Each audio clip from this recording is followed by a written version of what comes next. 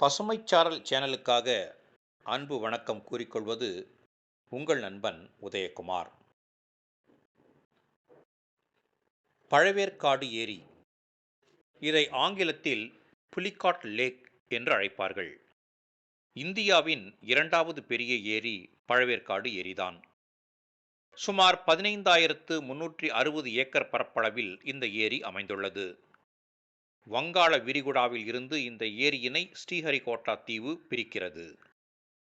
தமிழக எல்லையில் 30%, ஆந்திர எல்லையில் 70% இந்த ஏரி ஆக்கிரமித்துள்ளது. ஏரியும் கடலும் கலக்கும் முகத்வார பகுதி கண்களுக்கு விருந்தாக அமைவது மாத்திரம் உறுதி.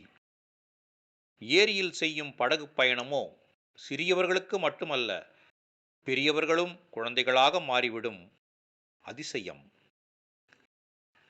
கிபி 1ஆம் நூற்றாண்டில் ஆங்கிலத்தில் எழுதப்பட்ட எரித்ரியன் கடல் பயண குறிப்புகளில் பழவேற்காடு பற்றிய பயணக்குறிப்பு இடம்பெற்றிருக்கிறது. 2ஆம் நூற்றாண்டில் கிரேக்க அறிஞர் டாலமி தொகுத்த துறைமுகங்களின் பட்டியலில் பழவேற்காடும் இடம்பெற்றிருப்பது பெருமைக்குரிய விஷயமாகும்.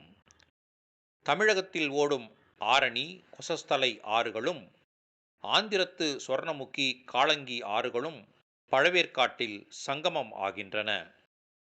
ஒரு அழகிய சுற்றுலா மையமாக இருக்கும் பழவேற்காடு ஏரியில் படகில் முகத்வாரத்தை நோக்கி பயணிக்கும் போது ஏற்படும் ஆனந்தத்திற்கு அளவே இல்லை.